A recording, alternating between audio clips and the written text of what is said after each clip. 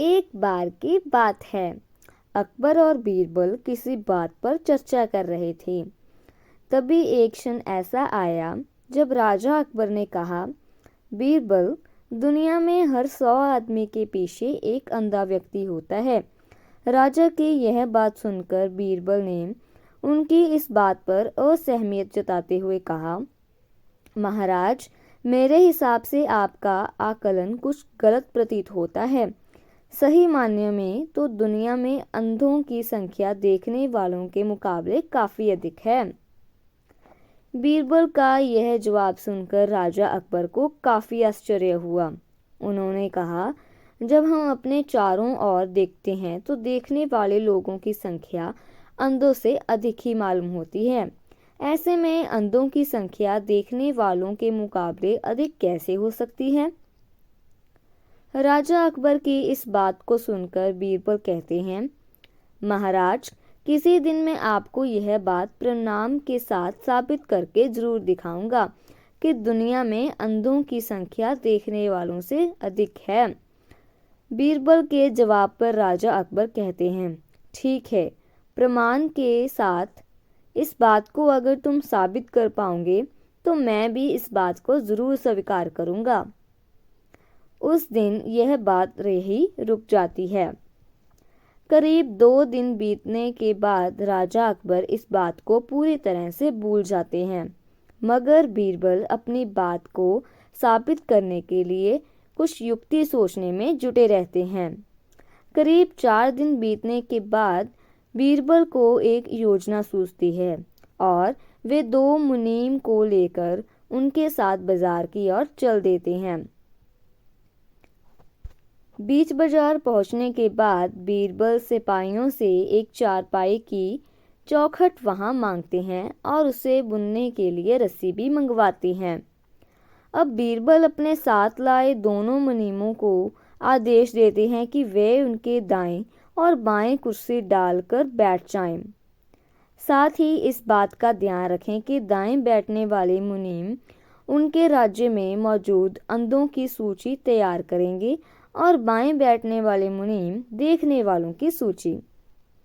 बीरबल का आदेश मानते हुए दोनों मुनीम अपना काम करने के लिए कमर कस लेते हैं और बीरबल चारपाई बुनने का काम शुरू कर देते हैं।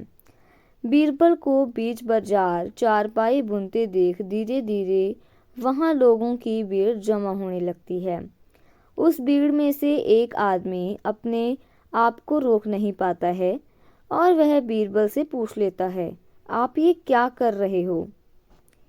बीरबल इस सवाल का कोई जवाब नहीं देते और अपने दाएं बैठे मुनीम को इशारा देते हैं कि वह अपनी सूची में एक आदमी का नाम लिख ले।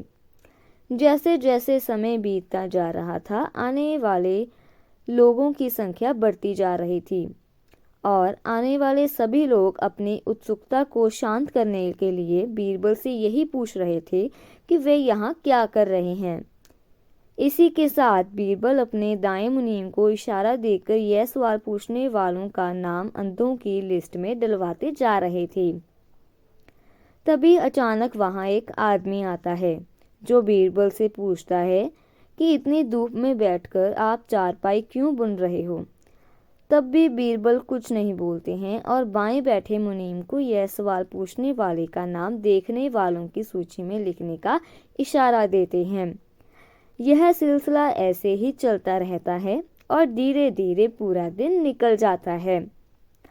तभी इस बात की जानकारी राजा अकबर को होती है और वे भी माजरा समझने के लिए बाजार पहुंच जाते हैं जहां बीरबल चारपाई बुनने का काम कर रहा था। राजा भी बीरबल से यह सब करने के पीछे की वजह जानना चाहते थे, इसलिए वह बीरबल से सवाल करते हैं कि बीरबल, तुम ये क्या कर रहे हो? राजा का सवाल सुनते ही बीरबल अपने दाएं बैठे मुनीम को आदेश देते हैं कि अपनी अंधों की लिस्ट में महाराज अकबर का भी नाम शामिल कर दो।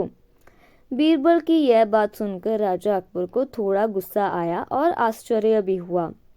राजा अकबर ने कहा, बीरबल, मेरी आंखें पूरी तरह से ठीक है और मैं सब कुछ अच्छी तरह से देख सकता हूँ, फिर क्यों तुम मेरा नाम अंधों की सूची में चढ़वा रहे हो? राजा अकबर के इस सवाल पर बीरबल मुस्कुराते हुए कहते हैं, महाराज, आप देख सकते हैं कि मैं चारपाई बुन रहा हूँ। फिर भी अपने सवाल किया कि मैं क्या कर रहा हूँ। अब महाराज, ऐसा सवाल तो एक अंधा व्यक्ति ही पूछ सकता है ना। बीरबल का यह उत्तर सुन राजा अकबर को समझ में आ गया कि वह कुछ दिन पहले की बात को साबित करने के लिए यह सब कुछ कर रहे हैं।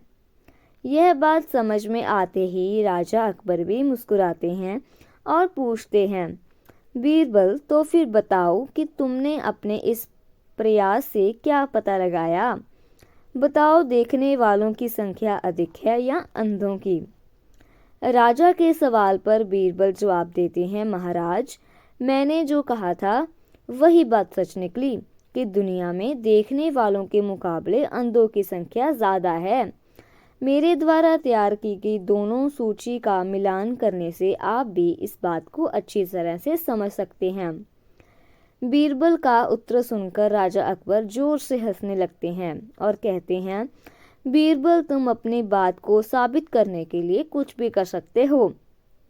तो दोस्तों, अकबर बीरबल अंधे बाबा की इस कहानी से यह सीख मिलती है कि दिखाई देने के बाद भी मूर्खता पूर्ण सवाल करने वाला व्यक्ति किसी अंधे के समान ही होता है। ऐसी और मज़ेदार कहानियाँ सुनने के लिए हमारे इस चैनल को लाइक एंड सब्सक्राइब करें।